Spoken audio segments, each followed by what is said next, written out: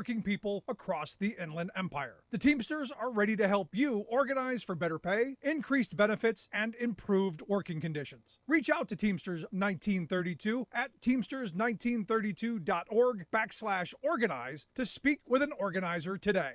Are you underpaid and overworked? Is a living wage and employee benefits like affordable health care more of a dream than a reality for you and your family? If so, it's time to form a union. Don't be denied the wages and benefits you deserve. Come together in a union with the power of numbers. A union is not a privilege, it's your right, and it will make a difference. Contact Teamsters Local 1932, a powerful and successful labor union in San Bernardino, by visiting teamsters1932.org/organize to start today. Now, here is the voice of the working class, Rick Smith. And welcome, brothers, sisters, working class heroes. This is the Rick Smith Show. Thanks so much for being here. Today on the big program, lots to get to, lots to talk about. Let's start off with the debt ceiling vote about to happen. My congressman, Scott Perry, he said he is a firm no. He's a firm no. Not going to vote for it. Not bad. In fact, he even went as far as to call, some of his Republican colleagues swampy. Oh, that hurt. Swampy Republicans are behind the wheel of this deal, and he's not going to have it. In fact, he went as far to say that all of the reality that people have been talking about not paying your bills, evidently in his world, if you don't pay the bills, now this is a very Trumpian thing to say. I got to give him credit. He's going full on Trump here. If you don't pay your bills, nothing bad's going to happen. According to him, the United States won't default. Not going to default on its debt, even if this fails. Not going to happen. Janet Yellen evidently is just a liar. She's making it all up. Here's the thing. Here's my problem, and this is the reality of the moment that we're in. There are a lot of Scott Perrys out there. There are a lot of Scott Perrys in Congress who reality doesn't touch between their ears. They have this alternative reality that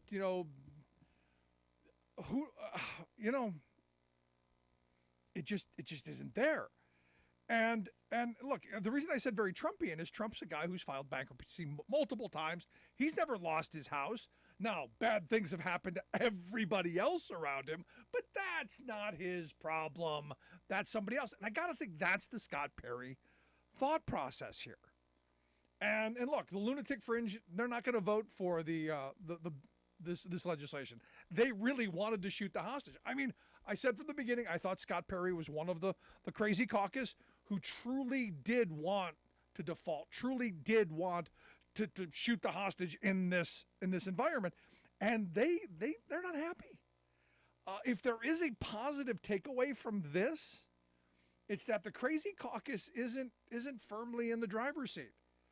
The radical fringe didn't get everything that they wanted out of the 15 rounds of voting that it took McCarthy to become speaker and to sell his soul. It appears that all of that was for naught. All of that display, that performative bread and circus, all of that was for nothing because they didn't get what they wanted. This is what they wanted. This was their Super Bowl. This was supposed to be it. And look, honestly, I thought the Republican Party was a little bit further down the road on the fringe. I did. There are some that do care about governing and do have some sane fiscal ideas. Now, am I thrilled with this deal? No, not even a little bit. I don't think there should have been any deal here. There should be no debt ceiling. It's ridiculous. We've normalized Republicans taking the country hostage every time this pops up. Every time there's a Democrat in the White House and Republicans hold the House. I guess the lesson is here, don't allow Republicans to hold the House. For me, this is it going into 2024. That's the rallying cry. And all of the Scott Perrys of the world, those are targeted seats to go, look, you got a guy who's not attached to reality. Maybe somebody else. Now, here's the weird thing. You could get people worse. But in someone like Scott Perry's district, which is a little bit more competitive than it's been over his tenure, it's possible to get somebody sane and rational.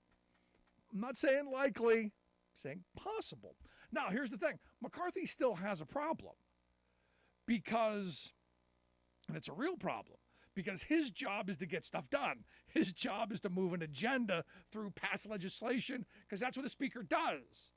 His job, pass bills. Nancy Pelosi was very good at this. But here's the thing. When you pass bills in this kind of really tight environment, passing bills just makes him look weaker and much more vulnerable. And because there's already, there's all the chatter out there. Oh, we're gonna go after him. We're gonna get rid of him. We're gonna call for a motion to vacate, and we're gonna do all this stuff. They're not doing that.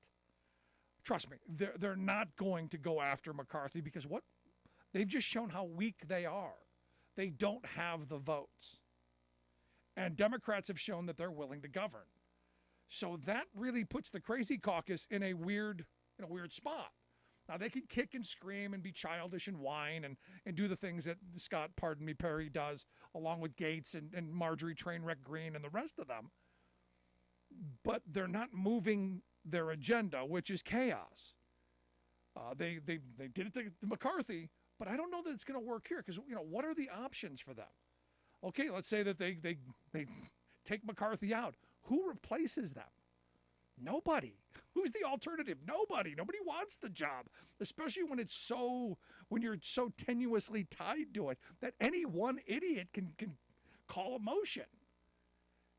Which I got to be honest, if someone like Brian Fitzpatrick were to step up and say, I'll be dumb enough to take the gavel, I'm sure there would be a Republican every day shutting things down. So, gonna be interesting in seeing how this plays out. But I did find it interesting that today you had McCarthy coming out and saying that he's putting together a commission. This is an interesting thing for me. He got pretty badly whipped. The old guy took him to school. Be honest, Biden won this because Republicans didn't get really that much. They got a little bit, but not that much. Not as much as they probably should have, with really the threat of throwing the country into chaos, which I think is why I think they lost this, because Biden was shrewd about it. The old doddering old fool who's Sleepy Joe took him to school, which I think is hysterical. Because you listen to the right, oh, he's a doddering old fool, but the doddering old fool just whipped your behind, and that's got to sting. It's got to sting a little bit, which is why McCarthy today came out and said that he's got this commission, and they're going to look at, I don't know what look at means, but they're looking at going after Social Security and Medicare. He says, I'm going to make some people uncomfortable. And he went after Biden. And again, listen, old folk, people my age, going to be getting towards Social Security and retirement. Listen to what I'm telling you right now. These are the words out of McCarthy's mouth. He went after Biden for walling off cuts to Social Security and Medicare. It was a non-starter in Biden's world. It was a non-starter with Sleepy Joe, Dark Brandon, whatever your name for him is. It was a non-starter. Republicans wanted it. And, you remember the State of the Union address where they act incredible? Oh my gosh, what? Us? Me? Cut Social Security? Never. We would never do such a thing except for every day that we've said we're going to. This is an interesting moment because you've now got McCarthy trying to salvage some of his reputation with the Kook caucus, going, no, relax. We'll go get him. We'll go get the stuff you want. You pass that look, listen, steal, grow, make the country bankrupt bill or whatever that was. You passed it. We got it passed. I didn't use it. Wanted no part of it. You got none of it. But hey, now we're going to go get him. No, this time we're going to go do it. And I got to wonder if the crazy caucus is going to fall for it. Because this is one of those moments where McCarthy's like I said, he's in a weird spot because he's got to get stuff done. Got to get stuff moved through. That's the legacy maker. And if you're not, well, going to be interesting to see how this plays out. Now, I fully expect the legislation to pass. I expect it to go through the Senate. I expect the president to sign it. There are people on both the right and the left signaling that they are going to vote against it. Bernie Sanders came out and said he's going to vote against it. And I agree with Bernie 100% that in this moment, cutting food programs and cutting help for seniors and for homeless people, probably the wrong thing to do. It seems mean-spirited, seems evil, but this is what the Republicans wanted. And it wasn't as drastic, it wasn't as much, but it's still there. So Bernie did come out and say, look, we're not falling for this. I'm not voting for it. Now, is his vote going to matter? No, I think you're going to get enough. I think you're going to get enough people who are going to vote through it to get it passed out of the Senate. I think that'll happen because the Senate, the upper chamber, the more thoughtful supposedly, they don't want to be responsible for the economy taking a nosedive. They don't want to be responsible for what will come after June 5th if we do hit that date and don't pay our bills. So I do expect it will pass, just without Bernie's vote. But Bernie is right. These budget things are about our priorities as a country. And what Republicans repeatedly show us, and this is one of those moments where when do we believe them? They are repeatedly showing us that they don't care about working people. They certainly don't care about the poor. I mean, they wear their religiosity on their sleeve. The thing that tells them to go and help the poor, feed the hungry, clothe the naked, shelter the homeless. Those are nice words on a page, but it doesn't come out in their actions. The budget is their action. That look, listen, feel up, whatever, steal, grow, I don't know, whatever that was that came out of the House, that,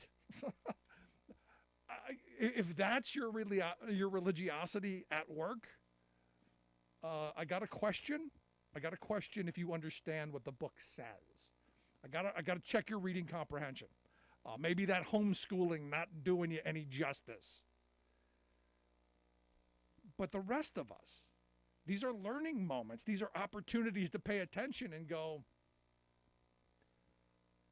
what they say and what they do don't always mesh. But sometimes they do. They have repeatedly said they want to go after all of the social safety net programs. They want to go after Social Security. They want to go after Medicare. They want to go after Medicaid. They want to go after aid for the poor. They want to go after low-income housing. Glenn Grothman, the Wisconsin representative, the scourge. How dare they not kick those low-income people to the curb, make them get married. This is one of those moments where the sane and the rational, the majority of this country, the silent, sane, rational, have to vote like their lives matter.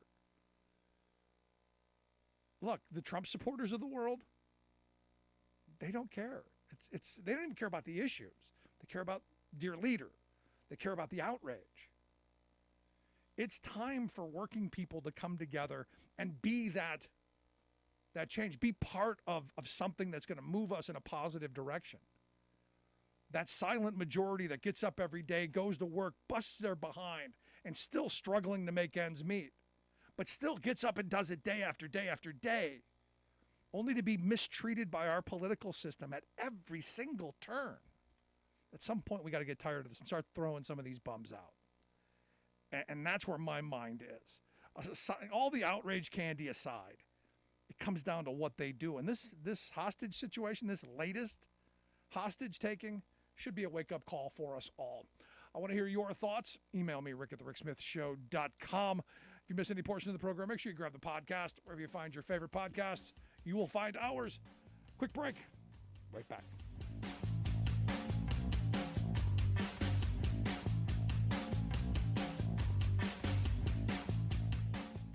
We are AFGE, the American Federation of Government Employees. We represent 700,000 federal and D.C. government workers who are the vital threads of the fabric of American life. We support our nation's military. We take care of our nation's veterans. We protect our nation's borders. We respond to our nation's crises and natural disasters. We provide services to our nation's seniors. The American Federation of Government Employees. We work for America.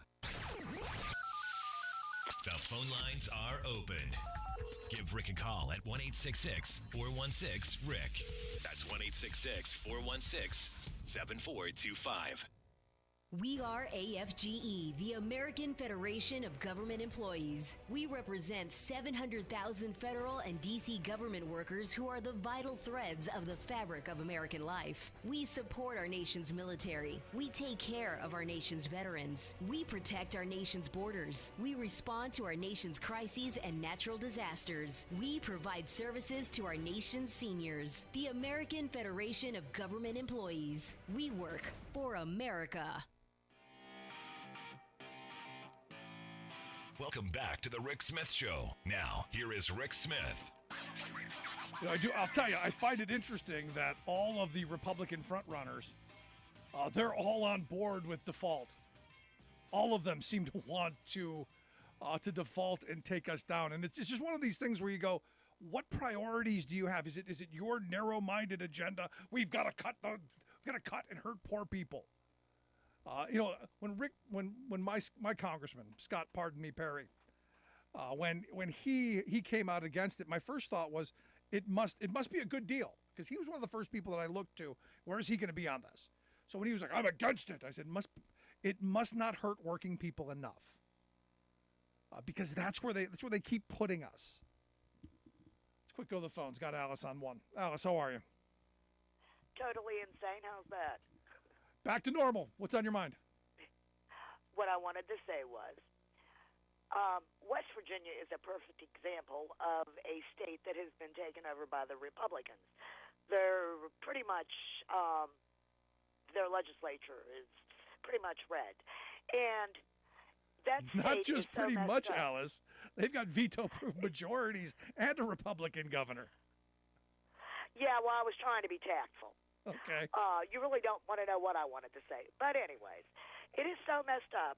I still do not have death certificates for my husband. I have called about the autopsy, and I have been told that, well, it's going to be a few more days. I'm like, my God, it's been 6 weeks. But it is totally insane. Like the hospital he was in, it is a part of the university, and like I told you before, you have to pretty much you have to show your ID, get your picture taken, the whole 9 yards. But West Virginia passed a law, and it also applies there. You can carry a gun into the hospital now. Yeah. But I guess, as my son said, well, gee, Mom, this way when you get pissed off and shoot the doctor, you've got your little name tag on with your picture, and they know who did it. So everybody better set up and pay attention, because this is how crazy they are, and this is what they want to do to the rest of the United States. And it's just insane. I mean, I'm still working on getting my husband's Social Security, because I was getting Social Security before, but for some odd reason, I had to fill out another form and go through everything. So, yeah, they're just screwing everybody over.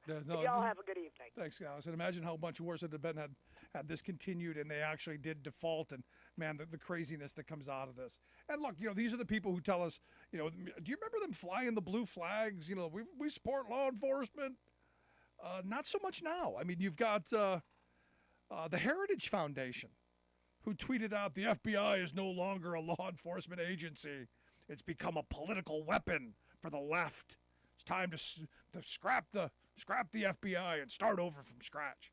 You got, Marjorie Three Names, who, again, remember, all in favor, had the blue flags, love surrounded herself with people in uniforms.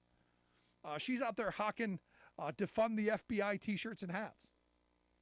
I mean, the outrage level ramping, and amusingly so on a certain level, but dangerously so, because it's not even about fixing problems that are real. It's about imagined slights in a lot of places.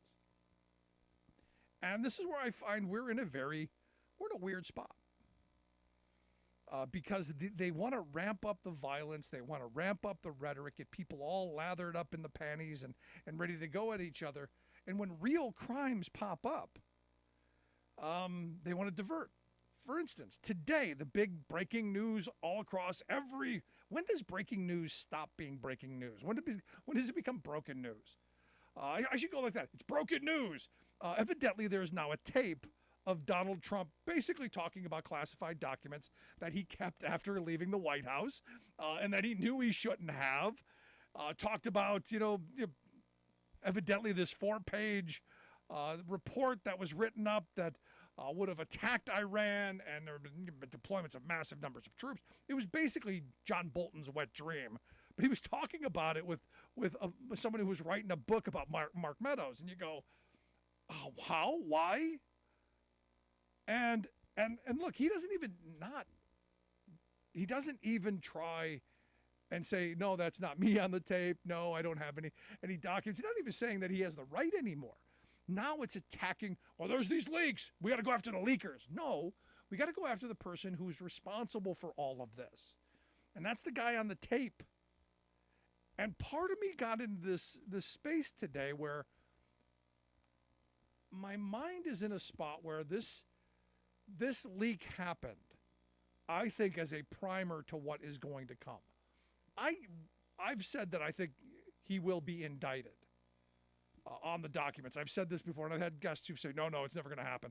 I've said I think this is the one that's is dangerous for him because it is national security stuff. It is provable. He did try and get around it. But now that there's a tape with his voice on it, there's part of me that goes, this is being floated out there to kind of maybe head off the call to arms when he is arrested. Because look, the Trump minions, it's not about getting things done. It's not about, the stuff we talk about sometimes about, the jobs that were lost anymore. It's not about that. It's about anger. It's just about grievance. It's just about, we're angry, we're upset, and we're going to make everybody miserable. That's really what the Trump cult is about, because they're never angry with him for not doing any of the things that he said he was going to do. I mean, they're constantly getting fleeced. Every time you turn around, there's a new scheme to get into MAGA world's pockets and line somebody else's pockets by grifting them, Trump included. They never go after them. It's always the attention getting. It's always the grievance stuff. So I think that this leak was partially, and probably, and I may be wrong, a primer to say, look, this is real. This is, get ready because indictments are coming. Trump's lawyers have even told him, get ready, there are indictments coming. It will happen. This is one of those things that just makes you go, it's moving me in a direction where I think it's happening. It's going to happen, but this is a primer for getting us to the point where we say, maybe this is the right direction. Maybe we do need to pursue this. Maybe we do need to hold someone accountable. Maybe we do need transparency. Maybe we need to claw back our ability to hold people responsible for what they do. Remember, the Republican Party used to be the party of responsibility. I remember it anyway.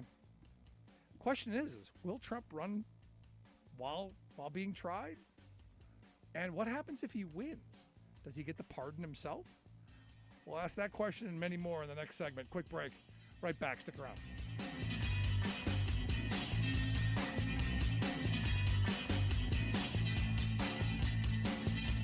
I'm Rick Smith, and this is Labor History in 2.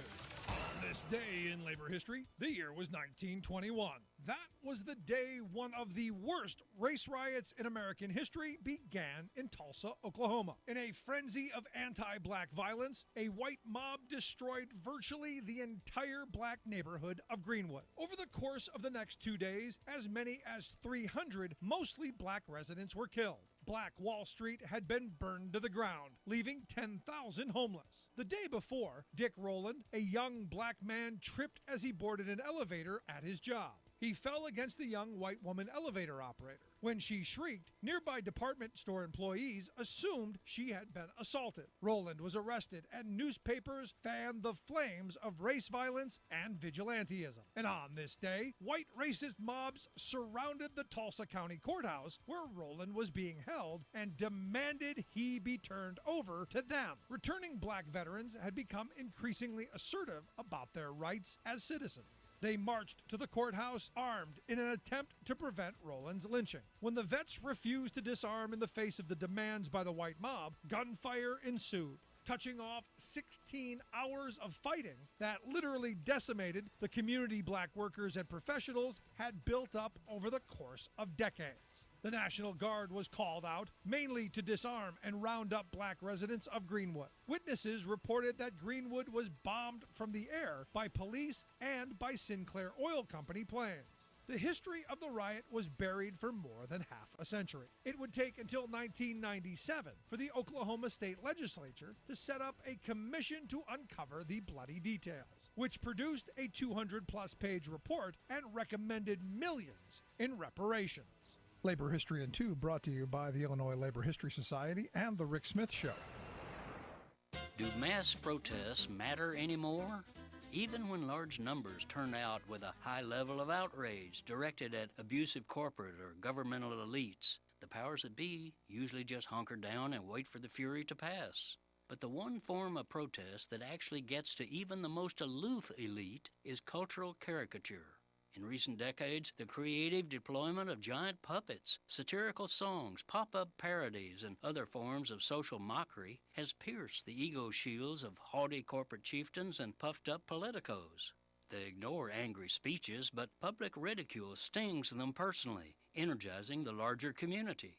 Consider how common household utensils can rally the people's discontent, rattle the establishment, and deliver a message of revolutionary protest. In recent years, mass rebellions, armed with nothing but kitchenware, have noisily made their points in such disparate places as Chile and Iceland. And today, the people of France are bedeviling their country's aristocratic wannabe, President Emmanuel Macron, with a ceaseless mass clanging of skillets, saucepans, spoons, and other plebeian cookware brought from their French kitchens into the streets of every region. They are protesting the president's imperious decision to undercut their pensions, as well as his tone-deaf refusal even to hear their complaints. So their voice has become the incessant banging of pots. Now, Macron can't go anywhere without being greeted and often drowned out by the cacophony of casserolade, the saucepan movement. The protest is driving Macron crazy, which seems to be a very short ride for him. Clearly irritated by the commoner's cleverness, his government is now using anti-terrorism laws to ban, quote, the use of portable sound devices in protests. This is Jim Hightower saying the crazier he gets about pots and pans, the louder people laugh at their leader.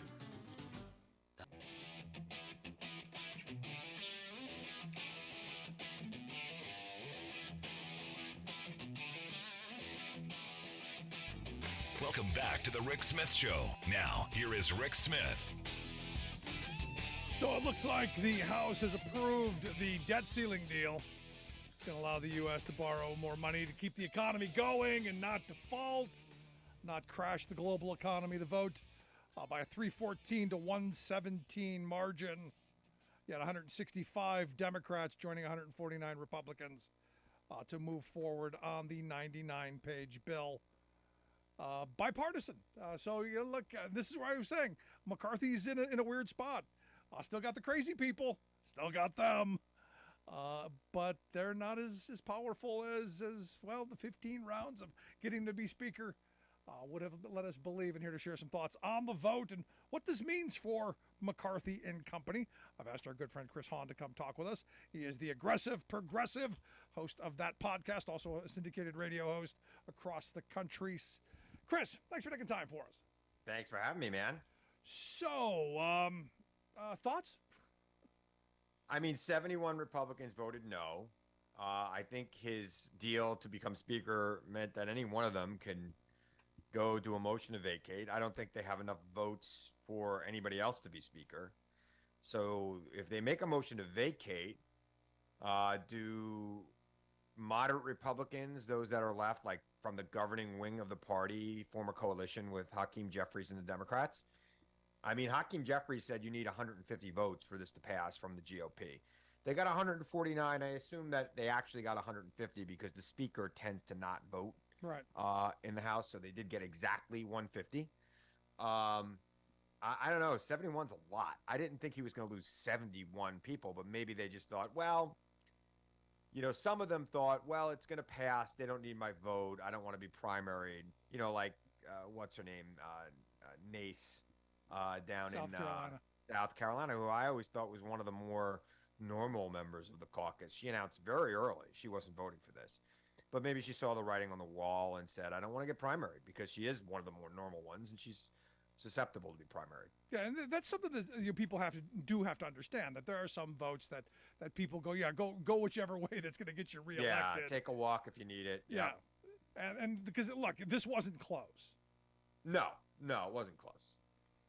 Just like a minute ago, I talked about Senator Sanders, who said he's voting against it. This isn't in peril in the Senate either, I don't think. No, it's not in peril in the Senate. It's going to pass the Senate with a similar margin, percentage margin. It's going to easily pass the Senate. There are fewer crazies in the Senate. Tim Scott says he's going to vote against it because he's running for president. I don't think if he wasn't running for president, I mean, let's say he's still in the race tomorrow, assuming he's still going to be in the race tomorrow. He says he's going to vote no. I think he's in the race, and I think a lot of more people are going to be jumping into the race. Yeah, but like Tim Scott's another one that you look at, you go, okay, he's a conservative, but he's not a maniac, and he's out there right now saying, I'm voting no on this. I disagree with him on a lot of things, but I never thought he was crazy. I hate this. I hate the politics here. Yeah. I mean, the politics is that to be a conservative in America today, you have to burn the house down, or at least pretend to burn the house down. In the case of Scott and Mace, I don't think either one of them really want to burn the house down, but they're trying to get. Scott's got no lane in the GOP primary, but if he voted yes, there's even less of a lane. I don't get it. Yeah, I mean, you look at all of the Republican contenders for president, and they're all, blow up the economy. Default, we're against it. And well, Chris Christie, who's going to get in the race tomorrow. He's not in. Getting in tomorrow. That's an interesting one for me. Chris Christie is a real puncher, right? Ron DeSantis is trying to become a puncher. He's never been a puncher. I saw him say elites 70 times over the weekend. I think a guy who went to Harvard and Yale might be an elite. I'm just spitballing. Crazy. Yeah. I'm just thinking about it. I mean, Harvard and Yale. I mean, not just one, both. I don't know who the elites are. I went to SUNY Albany and St. John's. Am I elite? Is he calling me an elite? It drives me nuts. He's an idiot. He has no chance. And when he punches, it looks forced. When Chris Christie punches, it looks like it's supposed to look. And he's very good at it. I mean, he single-handedly ended Marco Rubio's presidential ambitions ever. I mean, it was him. Yeah. He had no chance of winning that primary, but when Chris Christie took him apart in that debate, Marco Rubio was gone. So the question I have for these Republican wannabes is, are they all going to follow what I think is going to be Chris Christie's lead and start attacking Trump mercilessly so that Trump's numbers come down? Because before you could try to rise to the top, you need to take this guy out. And while he's still hovering around 60% in the GOP primary, there is no lane for anybody to become president or be the nominee of the Republican Party. So I think that what happened in 2016 was they all took turns being his buddy, and then they all lost. So I think what they should all do now is all gang up on. They should have a meeting without him, and they should go to a Baskin Robbins or something, get a scoop of whatever Republicans eat. I would imagine it's pistachio, and just go and say, okay, we're gonna get this guy. We're all gonna take shots at him every day. We're gonna take merciless shots at him for the next month. We're not gonna talk about any of us. We're gonna just talk about him and how bad he is for America all the time. And if they did that, maybe they get him down to around 30%, and then maybe one of them can win. So let me ask you this, though, because we see the breaking news, and it's been breaking all day long. So about now, it's about broken. That Right. there's a tape now, evidently Yeah. Trump admitting that there's some classified documents that he had. There's something here. I've taken this as potentially they've thrown this out as just kind of a primer that indictments are going to come. Yep. Kind of to one of the quash down reasons why any one of the reasons I potential come- violence or one of the anything reasons I- along those lines. One of the reasons I like coming on your show is that you and I are both liberals, but we're Gen X liberals. So we're a little bit more realistic than some of our millennial and Gen Z brethren. Let me explain to them right now. Doesn't freaking matter. Okay? This is like the 90th time we've got him. We've got him. Oh, we've got him. No, we don't. Because his base does not care.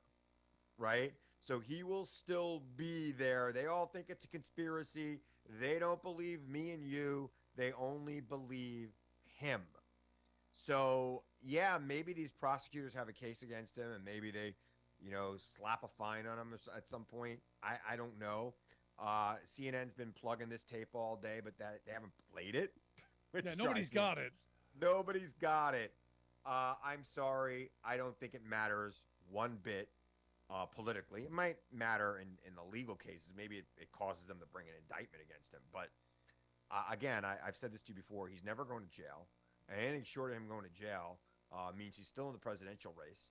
And quite frankly, he's got to be taken out both by us or by his own people. I mean, they need to form a coalition among all the Republican wannabes for president to go after this guy. Because look, there's nobody more dangerous than Donald Trump. I agree. And I do think there's nobody that is easier to beat than Donald Trump, but he doesn't have a zero chance of becoming president. In fact, I put it like 35%, which is pretty damn good. That's that's a 2 in 5 chance of becoming president of the United States, and 2 in 5 chances come in a lot. So it's not something that I want to play a game with. I would rather go up against Chris Christie, who I don't agree with on most things, but at least he's a rational human being who's not going to burn this country to the ground. Would you rather have Christie up against Biden? Because there's part of me that goes, the only way I think we move forward as a country is by taking Trump out at the ballot box. Yes, by having that. But I think if the Republican Party can take him out at the ballot box, I think that's good. I think that's better than us waiting for the results on election night in November, and having riots in the streets from skinheads who think that this guy wins no matter what. It's time for this guy to take a beating, and somebody's got to bring the fight to him. I mean, one of the reasons why, look, I worked for Chuck Schumer. You know this, right? Yeah. And Alphonse D'Amato was senator here in New York, a state that should not have had a Republican senator or Republican governor. It was overwhelmingly Democratic, even in the 80s and 90s when D'Amato was flourishing in politics. And what happened was every 6 years, D'Amato would face a very gentlemanly opponent who wouldn't mix it up with D'Amato until Chuck Schumer came along and punched him in the face. And that was it. Figuratively, of course. Figuratively, of course, right. I don't I don't subscribe to violence in politics. I'm using metaphors. Until one of these Republicans are willing to go sharp at this guy every day, relentlessly, and bring it all up. Yep. The five kids from the 3 wives, the crime, the scams, the charity stuff. Bring it all up like it's not coming from me. Coming from Chris Christie, coming from Ron DeSantis, coming from, Tim Scott or Nikki Haley or Mike Pence. Mike Pence needs to come out in his announcement next week and say, that man tried to kill me. And not only did he try to kill me, he tried to tear apart the United States Constitution. And he has no business being on the ballot for my party. And if he doesn't say that, forget him. There's Yeah. no, he's worthless to American politics. Will Again, Mother let him do that, though? I mean, I don't think so.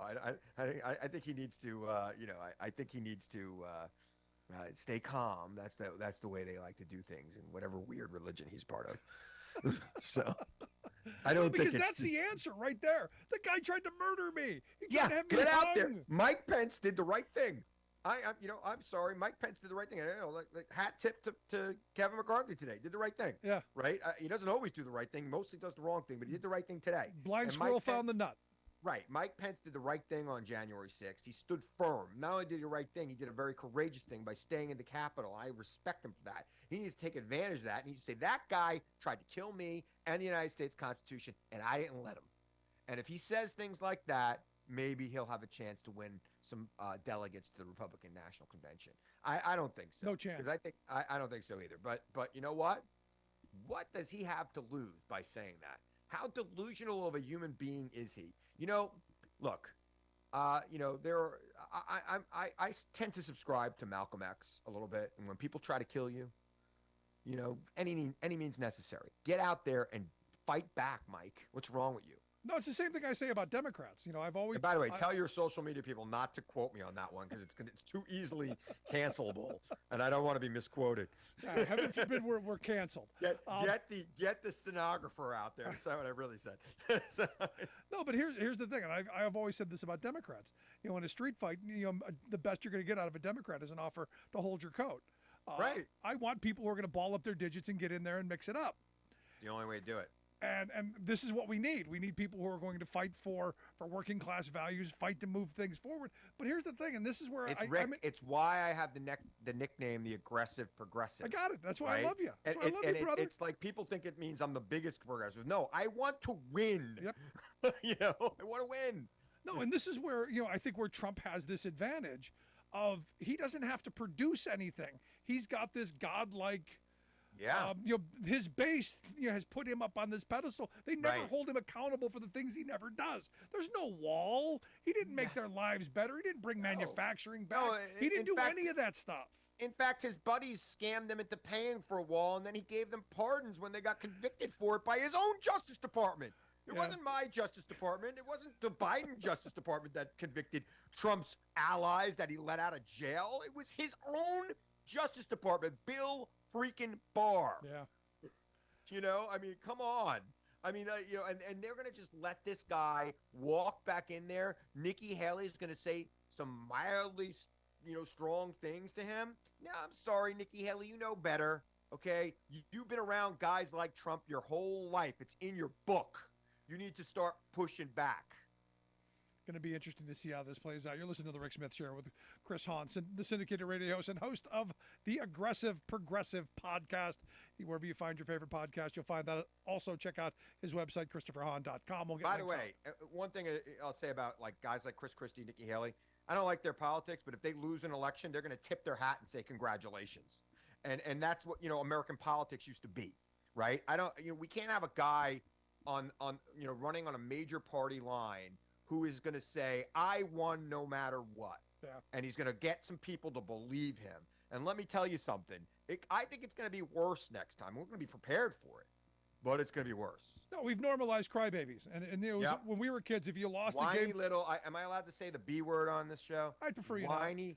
Okay, I won't say it. And I don't like saying it because I do have one, and they are beautiful dogs. I don't like saying Beautiful, yes, we'll go there. But this is one of those things where when we were kids, we're about the same age. You lost at something, you sucked it up, you shook someone's hand. I'll get you next time. Now it's just a bunch of kids throwing temper tantrums and lashing out. And speaking of temper tantrums, by the way, the reason I made my kids play sports was to learn how to lose. Yeah, no, not absolutely. to learn how to win. To learn how to lose. I'm with you on that. So I want to get to this before I let you go. I don't know if you've been noticing the cancel culture on the right. You remember all the whining and complaining? Because you said a moment ago you're afraid of getting canceled. That's because of all those lefties you're afraid of. But it's the right now canceling everybody. In fact, I got to get your thoughts on the canceling. I get going after Bud Light. I get going after Target. I get going after Walmart. I get that. I don't get going after Chick-fil-A. They're going after Chick-fil-A now? Yes, because they hired back in 2021 one of those DIE or DEI executives, and it's the end. They're canceled. Here's what I have to say to my conservative friends out there. Maybe they should try to look up what capitalism is, right? And they should understand that corporations don't do things because they're in a good mood and they like people. They're not trying to be nice. They're not trying to advance a social agenda. They're trying to make money. And the reason why corporations are trying to appeal to the LGBTQ community is twofold. One, they would like their business too. But more importantly, the generation we all care about for our advertising dollars are the Gen Zs who really care about diversity, equity, and inclusion. Nobody cares what you and I want to buy. They think that we're set in our way. If you like a Ford, you buy a Ford. It is what it is at this point. You drink the same beer now you probably drank 20 years ago. And we're not trying new things, but Gen Z is, and they care about that, which is why Chick-fil-A and Walmart and Target and Bud Light and the NF freaking L have diversity, equity, and inclusion programs and will appeal to the LGBTQ community, to women, and to other people that these God-fearing capitalists don't want, because they don't understand capitalism. Yep. They're honestly what they are socialists. Or worse. I'm going fascist. Communists. Yeah, well, they're fascist. They're nationalist socialists, but I won't go there because now you're defining stuff. Now you're losing. What I'm waiting for now, since they've been going after Chick-fil-A, is when did they go after the Masterpiece Cake Shop, which started all this stuff? When did they go after the cake maker that started all of this? I mean, it's so bizarre, right? They're going after Chick-fil-A. That was like. I remember the debates back in, I don't know, was it 2012 when people were boycotting Chick-fil-A because of their support of these conservative groups that were, anti-LGBTQ, and some of my gay friends had a real hard time boycotting Chick-fil-A, frankly, because they really liked it. But the fact that, that was like the conservative safe space, right. Chick-fil-A. Exactly. So for them to now say they're going to boycott that, I don't know, what are they going to do? Just cook at home? I guess they're going to just cook at home. I mean, but where are they going to get their chicken from? Because Purdue probably has diversity, equity, inclusion. Every corporation does. It is a ridiculous thing. And they're not, again, I want to stress this so that there could be no misconception.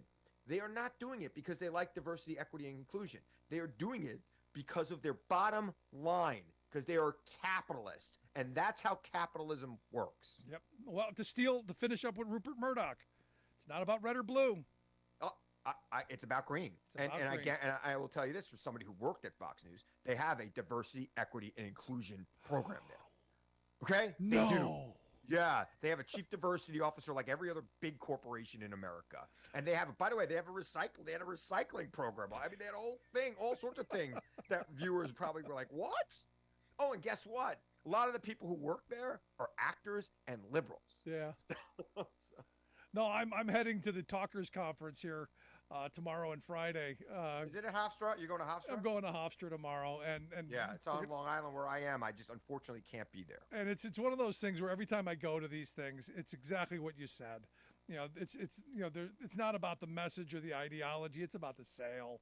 It is. It just is what it is. And when you pull back the veneer on a lot of these right-wing mouthpieces, it's not about red or blue. It really, truly, honestly is about green. And by the way, all this outrage is artificially manufactured by people trying to make some money. That's it. They want some they want some clicks. It's disgusting, and there's a special place in hell for them. There you go. Good stuff. Chris, I appreciate the time, man. Always great stuff. Anytime, Rick. Thanks for having me. Our good friend Christopher Hahn. Check out the website, ChristopherHahn.com. The Aggressive Progressive Podcast. Find that. We'll get links out on social media. You can take a look at it. Can take a quick break. Right back after this. Stick around. You're listening to The Rick Smith Show. For working people of the talk.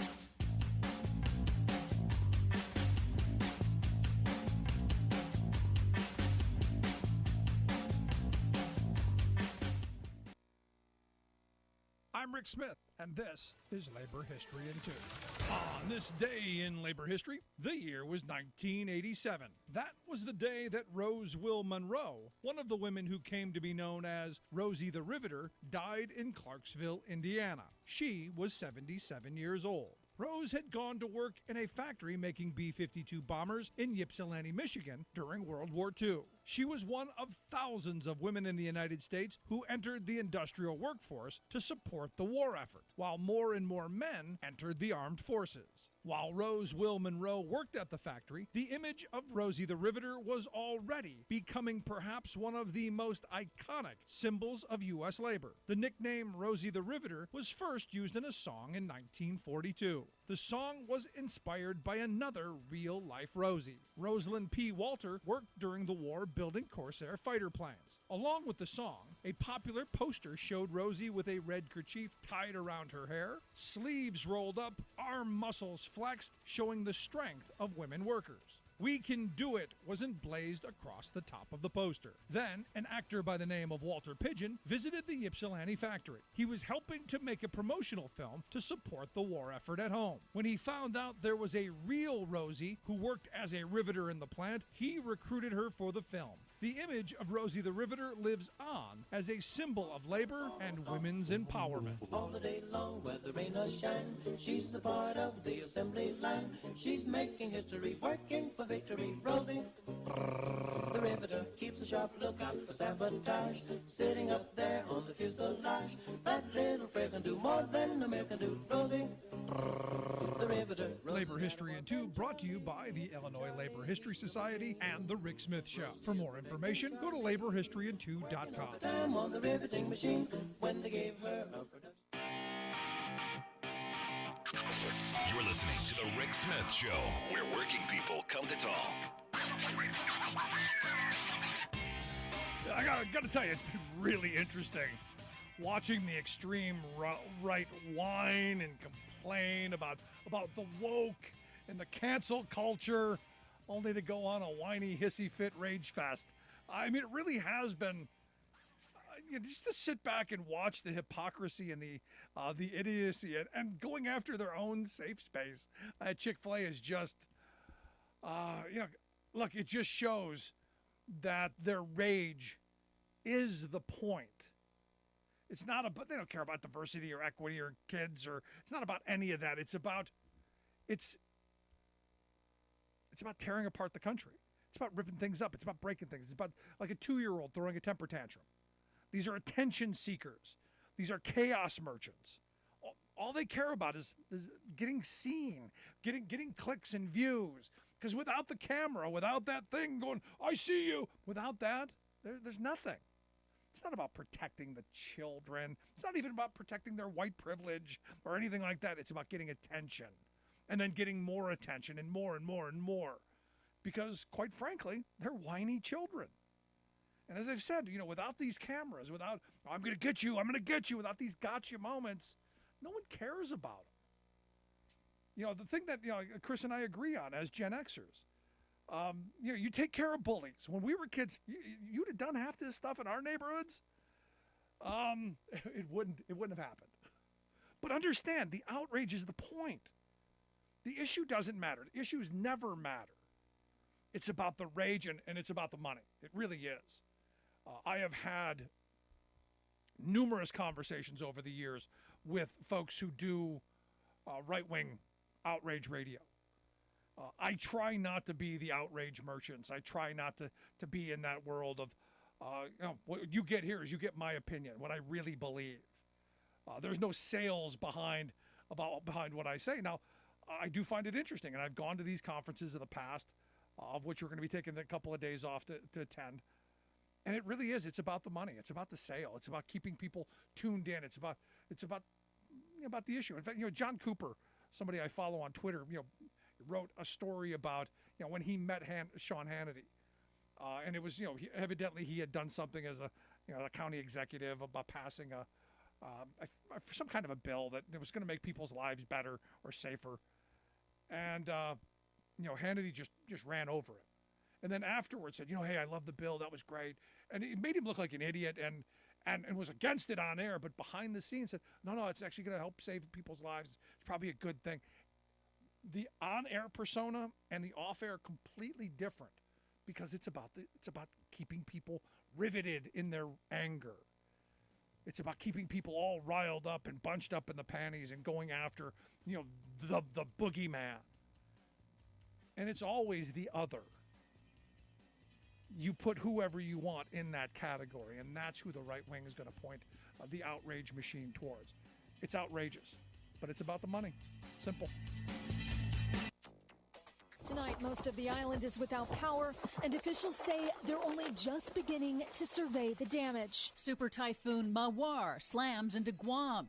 Global heating could expose billions to unlivable temperatures by 2100. Plus, stop right now, no more oil and gas, stop running fossil fuels and end this madness. Climate activists disrupt oil industry shareholder meetings. In song. All of those stories and more straight ahead from BradBlog.com. I'm Brad Friedman. And I'm Desi Doyen. Stand by for 6 minutes of independent green news, politics, analysis, and snarky comment. My friends across the aisle, the Grand Appliance Party is going to make sure your gas stove goes nowhere. The good news for you today is that if you have to shutter your business because the country defaults, your gas stove will still be there. Oh, I feel much better.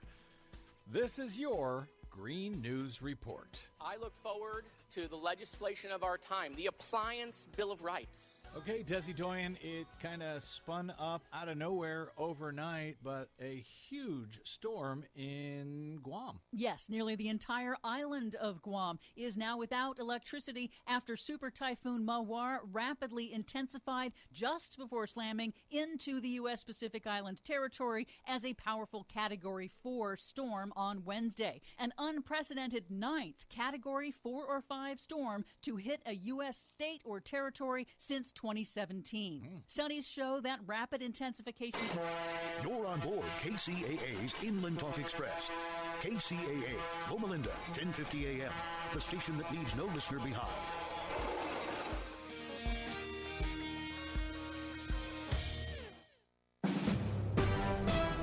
NBC News Radio, I'm Lisa Taylor. Forecasters say the wildfire smoke blanketing the Northeast may start lifting before the end of the day. Air quality alerts have been posted across the region after smoke from Canadian wildfires created hazardous breathing conditions. The air quality concerns caused Major League Baseball to postpone today's game between the Nationals and the Diamondbacks in Washington, D.C. The governors of New York and New Jersey say the wildfires are a sure sign of climate change. Natalie Migliori reports. Governor Hochul and Governor Murphy held separate air quality updates but had the same message. Climate change is here, and unfortunately, this is our new reality. We're living in an era of extreme weather. Statement of fact.